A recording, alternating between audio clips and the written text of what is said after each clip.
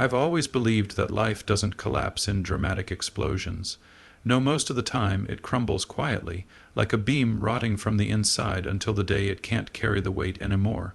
And when it finally snaps, everyone acts surprised, as if they never heard the warning creaks. That's how it felt the morning everything changed, the morning my daughter tried to take everything I had left. It was early, too early for phone calls, the kind of hour where the world still feels gentle and untouched. I was sitting at the small kitchen table, the same one my late wife picked from a flea market years ago, sipping tea that had gone lukewarm while I stared at the framed photos on the opposite wall. Pictures of birthdays, graduations, family dinners. The kind of photos that don't show the cracks forming underneath the smiles. I don't know why, but I had been staring at a picture of my daughter, Amara.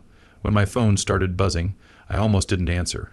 Maybe some part of me already sensed what was coming. "Dad," she said the moment I picked up, her voice quicker than usual, clipped on edge. "Are you awake?" "I am," I replied, my tone cautious.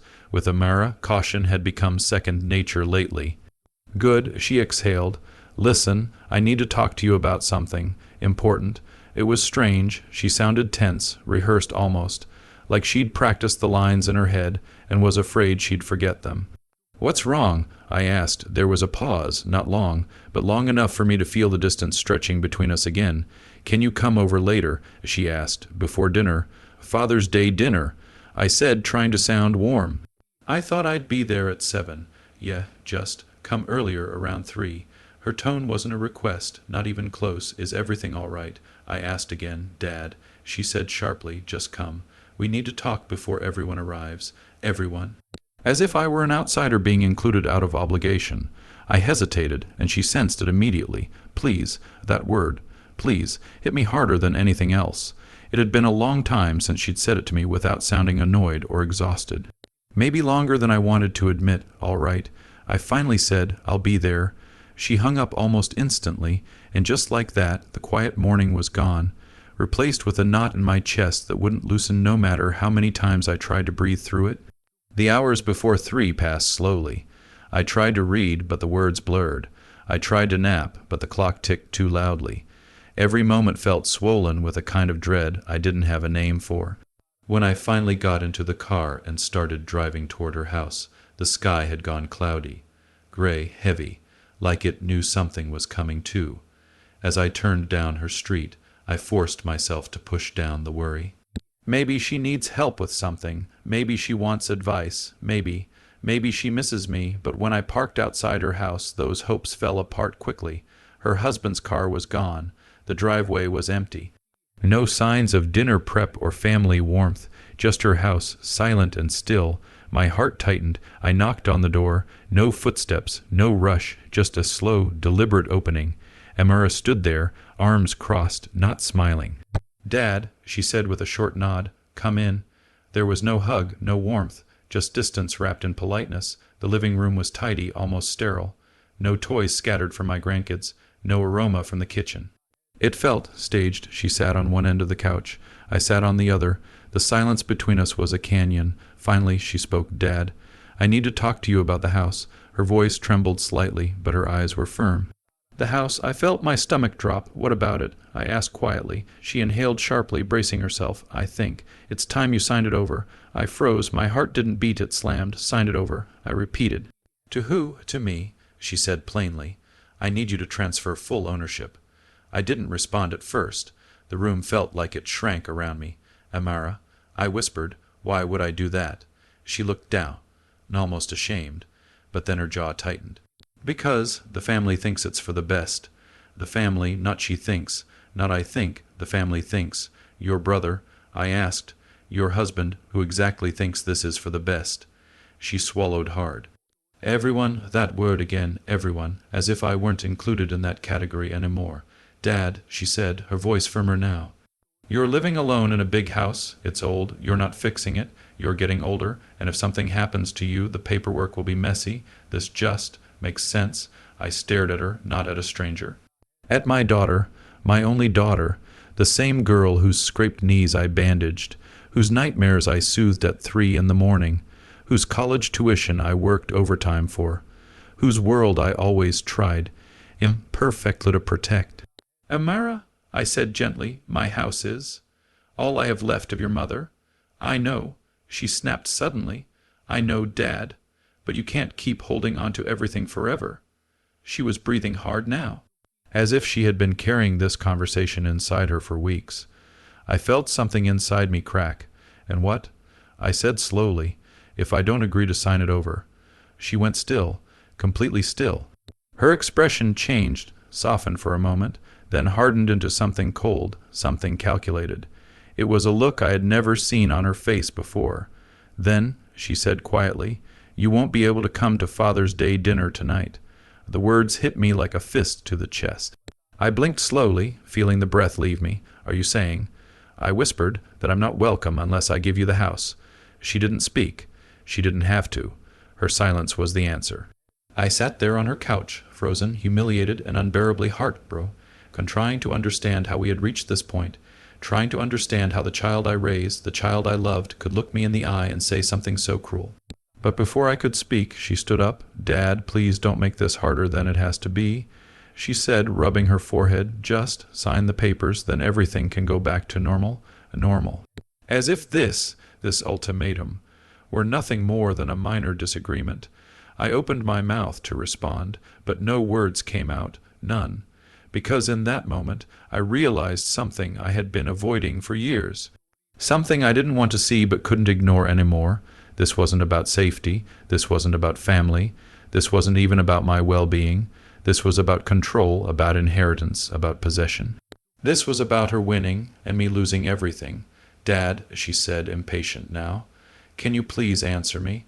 I looked at her, really looked at her, and for the first time in my life I felt like I didn't recognize my own daughter.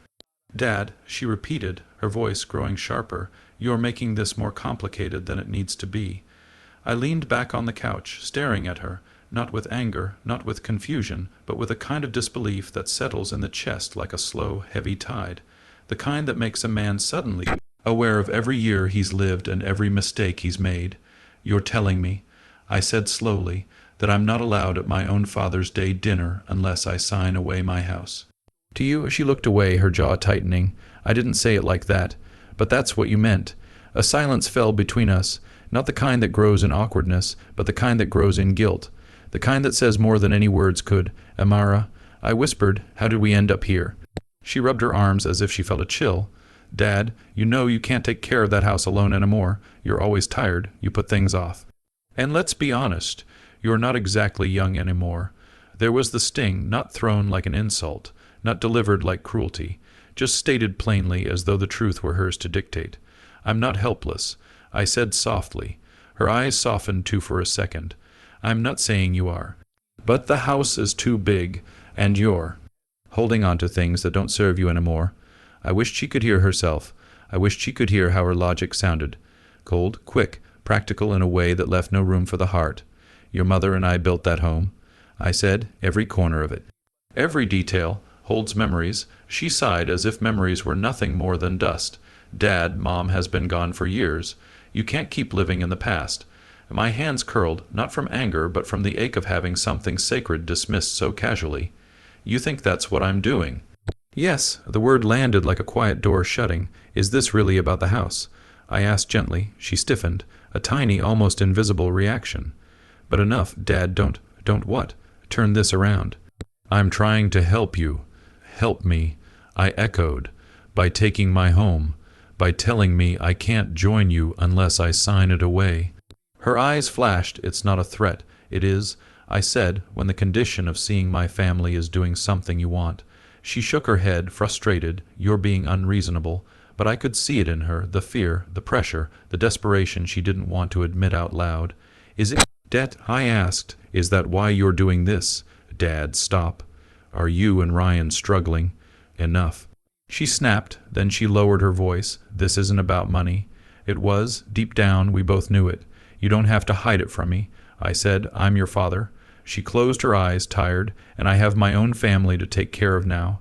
There it was again, that line, that shift, as if blood becomes lighter when bills get heavier. I noticed the papers then, on the dining table, a neat stack with a pen beside it.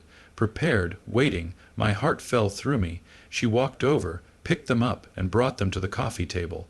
A lawyer drafted them. Everything is clean. You just need to sign. I didn't move. I didn't reach for the papers. I didn't even blink. Why today? I asked quietly. Why Father's Day? She sat down, exhaling. Because I'm tired, Dad.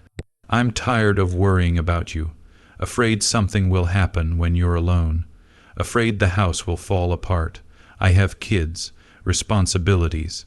I can't do everything, and I'm a burden. I whispered. Her eyes flickered. That's not what I said. But it's what you feel. She said nothing, and that silence hurt more than any sentence she could have spoken. Say what you think. I told her, not what the family thinks. She swallowed. Fine. I think you should sign it over, and I think it's the right thing. For you. I said, for everyone. No, for you. Her silence was the answer. Minutes passed. She finally stood up. Dad, please? Just sign it so we can avoid a scene tonight. I'm not afraid of a scene. Well, I am, she snapped. I invited Ryan's parents. I don't want anyone thinking anything is wrong. I stared at her, wondering when she became someone who cared more about impressions than people. I didn't know your love was conditional. I said, that's not fair. No. What's not fair is making me choose between a roof and a daughter. She looked away again. We're not getting anywhere. Please? Just sign. She held the papers out to me. A moment passed. A long, heavy moment that stretched like the quiet before a storm. Then I stood up. Her eyes widened slightly. Dad, I'll give you my answer. She waited, breath held. I walked to the door. Dad. Where are you going? I paused. I didn't look back. You said I'm not welcome unless I sign. I said softly, so I guess. I won't come. Her voice cracked. Dad, please. Wait, but I didn't. I opened the door, stepped out, and closed it behind me, leaving her standing in a house she wanted. While I walked away from the daughter I thought I knew. When the door closed behind me, the world outside felt strangely quiet. The kind of quiet that doesn't come from peace, but from something breaking inside you so softly that even the air seems to pause. The sky was still bright, though clouds were gathering near the edge of the horizon. I stood on the porch for a moment, letting the weight of her words settle in my bones. Then I walked down the steps and toward my car, every movement slow, heavy, deliberate. People say a father's heart is built to endure anything, illness, loss, disappointment, but nothing prepares you for the moment your child looks at you, not with love, not even with anger, but with calculation, as if you were a number on a page, as if your value began and ended with what you could give. I unlocked the car, sat behind the wheel, and just stared at the dashboard without turning the engine on. The house behind me, the same house she wanted so badly, looked almost small from this angle, smaller than I remembered. Or maybe I was just seeing it with new eyes, older eyes. I don't know how long I sat there. Long enough for the afternoon light to shift, long enough for the ache in my chest to spread into something deeper. When I finally started the car, the engine hummed softly, like it was trying not to disturb the thoughts swirling around me. On the drive home, memories kept rising, one after another. Not sharp memories, soft ones, the kind that show up uninvited when your heart is bruised. Amara at 5 years old, running through the living room wearing her mother's heels. Amara at 10, crying after scraping her knee, hugging me like I was the only safe place in the world. Amara at 15, slamming her bedroom door after her first heartbreak, only to come sit beside me an hour later, resting her head on my shoulder without saying a word.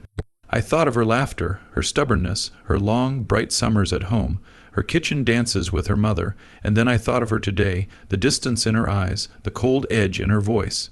The way she held those papers like they were the future she deserved. Somewhere along the years, something had shifted between us. I just hadn't seen it until now, when I reached my house, the house she wanted. The lights were still off.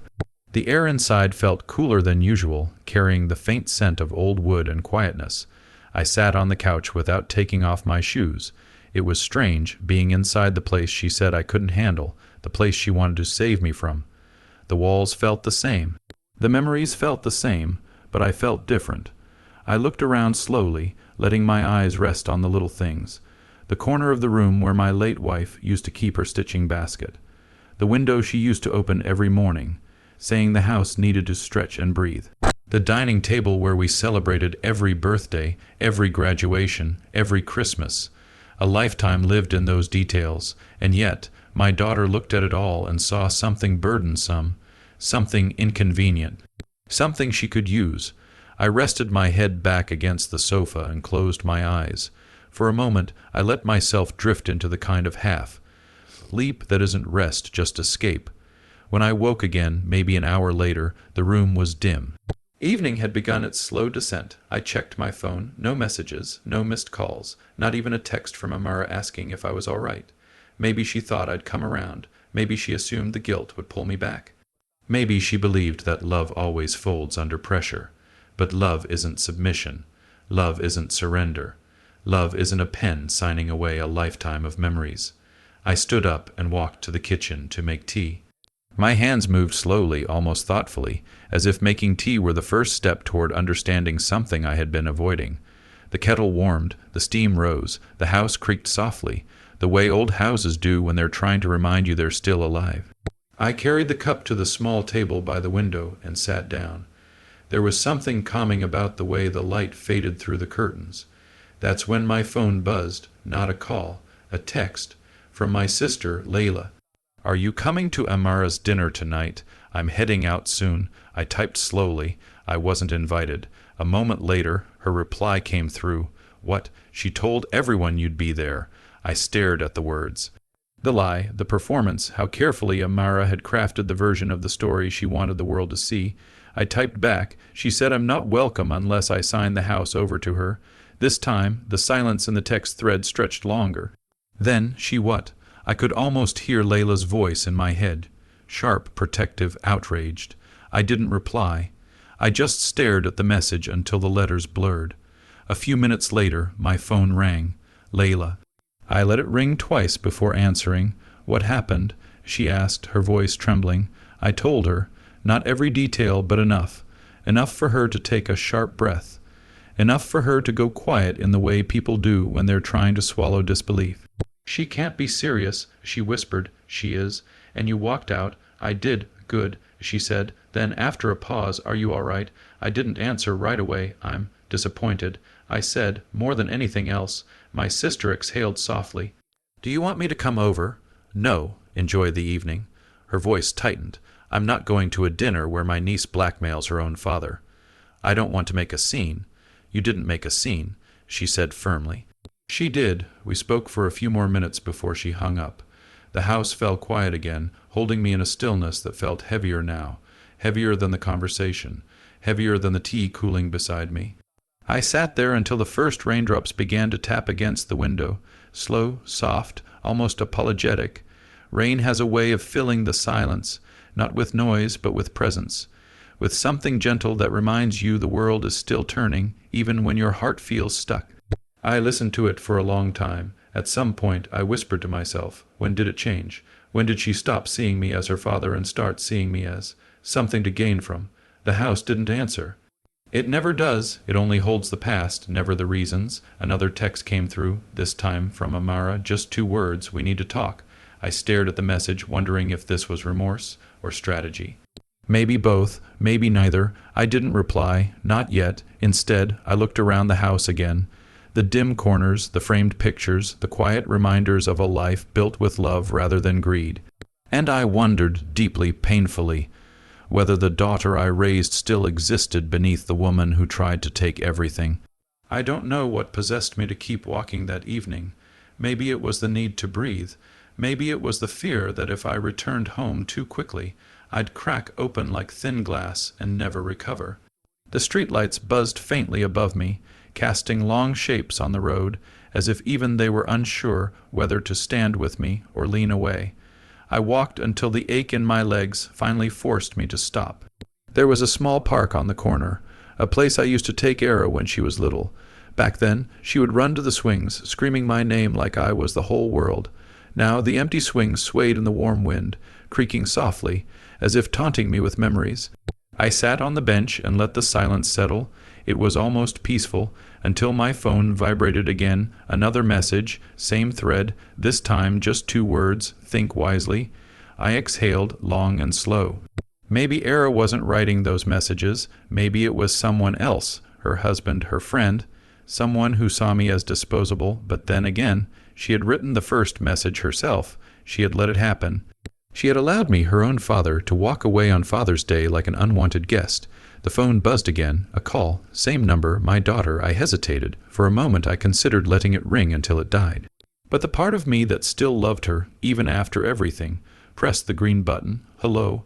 My voice came out thinner than I expected. There was noise in the background. Clattering dishes, someone talking, laughter.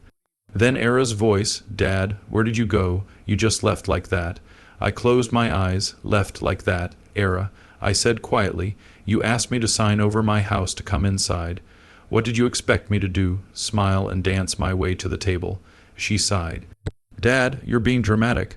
I almost laughed at the absurdity. Dramatic. I had been told to hand over the roof above my head just to sit at a dinner table in my daughter's home. Era. I said, keeping my tone steady, I'm not giving you my house. Silence.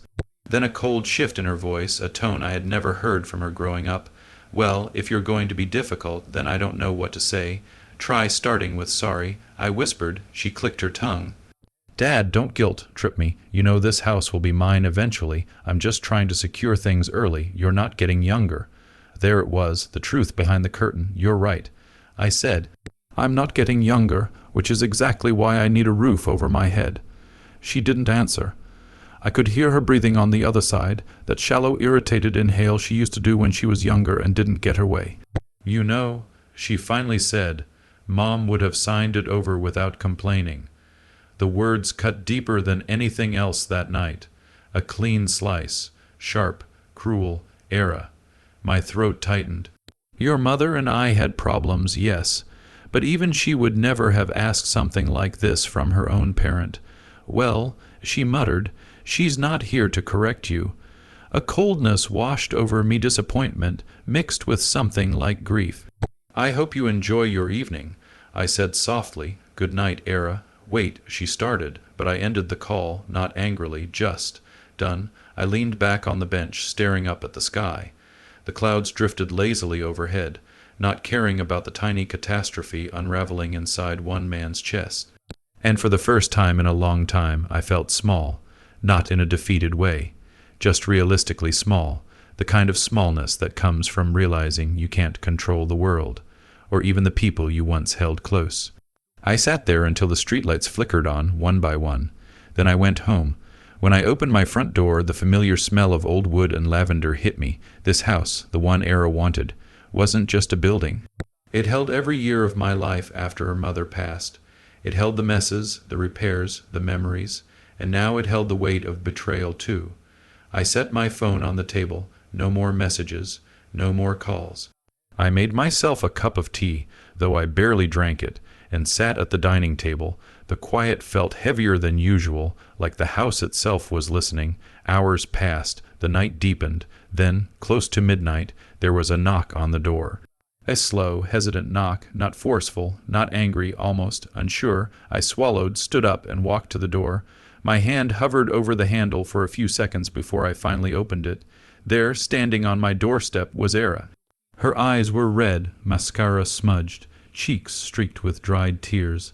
Dad, she whispered, her voice cracked. I messed up. For a long moment, neither of us spoke. Era stood there on the doorstep, shivering even though the night wasn't cold. Maybe it was the weight of what she'd done. Maybe it was something else, shame, guilt, the realization that she had crossed a line she couldn't uncross. Can I come in? She finally asked, voice barely audible. I stepped aside, giving her space to enter. She walked in slowly, like someone stepping into a place they had once known intimately, but now felt foreign to. Her eyes wandered over the living room, the old sofa, the framed photos on the wall, pictures of her childhood, her school days, moments frozen in time before everything got complicated. She sat down at the dining table, her shoulders slumped. I made her a cup of tea without asking, the same way I had done for years whenever she was upset. I placed it in front of her. She wrapped her hands around the cup but didn't drink. I know you're angry, she whispered. I sat across from her. I'm not angry, I said quietly. I'm hurt. Her chin trembled. She looked down at the table. Dad, I don't know what got into me. I really don't. I sighed, not out of frustration, but exhaustion, the emotional kind that drains you deeper than any physical effort ever could. Why, Era, I asked, why would you ask me for something like that? And on Father's Day of all days, she swallowed hard. Because we're struggling, okay? There it was, the reason behind the storm. Her eyes lifted to meet mine, and she forced a bitter smile. I didn't want you to know. I didn't want you to worry, but things have been really tight. We're behind on rent, and Rahim? She stopped, shaking her head. He's been stressed. He keeps saying we need something stable, something that belongs to us. I leaned back, so it wasn't just her, but she still let herself get pulled into it.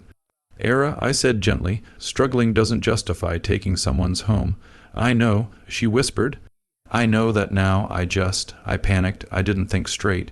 Rahim said it was the smartest move, that since I'm your only child, the house would be mine eventually. He kept saying it wasn't a big deal. And you believed him. She hesitated.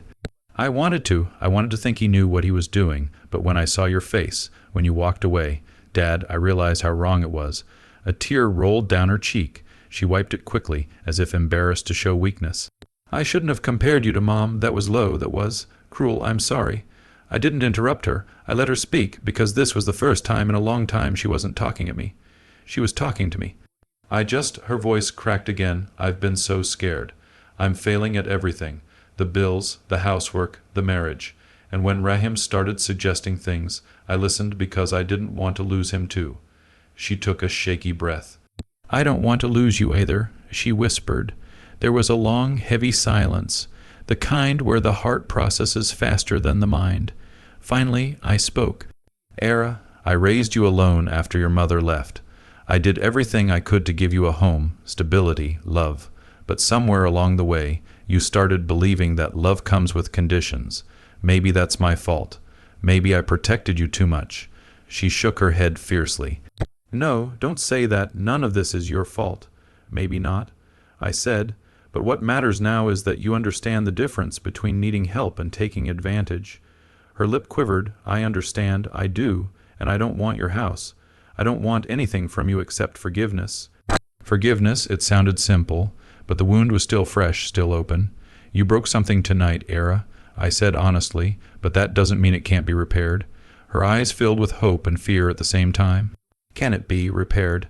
I nodded slowly, yes, but it won't be instant. She looked down at her hands, twisting them nervously. Dad, Rahim doesn't know I came here, she murmured. He thinks you'll come around eventually, but I don't want to be part of that anymore. I want to fix things with you first.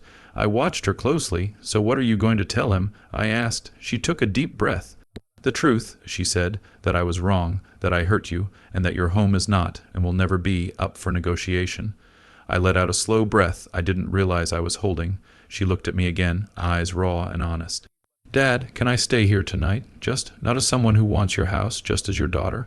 Her voice broke completely on the last word. I nodded, not because everything was fixed, but because healing has to start somewhere. Come on, I said softly. You can take the guest room. As she stood, she suddenly stepped forward and hugged me. A trembling, fragile hug, like something she had been holding inside, finally cracked open. I'm sorry, she whispered into my shoulder. I'm really, really sorry. I closed my eyes and held her gently. For the first time that entire night, I felt a small piece of the heaviness lift. Not gone, but lighter. She pulled back, wiping her cheeks with the sleeve of her shirt. I'll try to make things right, she whispered. I promise. I nodded. Promises could be broken, but effort was real, and for now, effort was enough. That night, after Era went to the guest room, the house grew quiet in a way I hadn't felt for years. Not empty, just quiet. A quiet that allowed old memories to drift through the walls like slow, moving shadows. I sat in my chair by the window, the same chair where I used to rock her to sleep when she was a baby. I could almost feel the weight of her small body again, warm against my chest, her breath soft and steady. Children don't know how safely they sleep in their parents' arms. Maybe parents don't know either, until the arms are empty. The street outside was dim. A single streetlight hummed softly, casting a pale circle on the pavement. A stray cat walked through it, slow and unbothered, like the world belonged to it alone. In the stillness, I thought about Era's words, her apology, her fear, her desperation, And somewhere in that reflection, something softened inside me. But forgiveness isn't a switch, it's a slow river. You step into it 1 inch at a time. I stayed awake longer than I needed to, listening for any sound from her room, a door creak, a sigh, a whispered cry. Nothing came. Either she slept deeply from exhaustion, or she lay awake the way guilt keeps people awake. Quiet, restless, full of thoughts they wish they could push away. Eventually, I stood up, turned off the lamp, and walked to my room. I didn't close the door all the way. I suppose a small part of me still wanted to listen, in case my daughter needed me. Morning arrived gently. A soft light touched the curtains first, then slid across the floor, slow and steady, like a reminder that even after long nights, the world keeps moving. I found Era in the kitchen, sitting at the table with her hands wrapped around a cup of tea. She looked tired but calmer. Her hair was tied up messily, the way she used to do when she lived here. For a second, it felt like time had folded back on itself. "Morning," she said without looking up. "Morning," I replied. She hesitated, then gave me a small, tired smile. "I made you tea. I hope that's okay." I sat down across from her. The tea tasted exactly like how she used to make it as a teenager. Too much sugar, too little patience. But I drank it anyway. We sat there in silence for a while, not uncomfortable silence, just silence that needed to exist before real words could. "I'm going to talk to Rahim today," she finally said. I nodded. "Good." She looked up. "I'm scared." "Of him?" "No," she said quickly, "not of him, just of how he'll react. He always thinks he's being practical. He believes money solves everything." "That's not practicality," I said softly. "That's fear disguised as logic." She played with the rim of her cup. "I think you're right. I think he's scared too. He just hides it differently." "And you?" I asked. "What are you scared of?" She took a deep breath. "Disappointing you, or losing you, or repeating Mom's mistakes without realizing it." I looked at her carefully. "Era, you're not your mother. You made a mistake. But mistakes don't define people. What they do after the mistake does." Her eyes filled with tears again, those quiet, fragile tears she kept wiping away before they could fall. "You still believe in me?" she whispered. "Yes," I said. I never stopped. Something in her face softened. Something tight and defensive finally relaxed, like a rope being untied. She let out a breath that sounded like she had been holding it for years. "Dad, I want to do better. I want to be better." I reached across the table and placed my hand over hers. "Then start by being honest with me, with Rahim, with yourself." She nodded slowly. The morning stretched on quietly. She helped me with breakfast, cutting vegetables, setting plates, doing small tasks she hadn't done in this house for years. And in those small gestures, something fragile but real began to rebuild. Around noon, she looked at her phone. Dozens of missed calls from Rahim. A few angry texts. Then one message, shorter than the rest. "Where are you?" Era's fingers trembled slightly as she held the phone. "You don't have to reply right now," I said gently. "I know," she whispered, "but I have to face this." She stepped outside, pacing slowly in the small garden, the phone pressed to her ear. I stayed inside, watching through the window, but not listening. Her face changed many times, fear, frustration, determination. She spoke softly at first, then more firmly. Then there was a long stretch where she said nothing at all, only listening. Finally, she ended the call.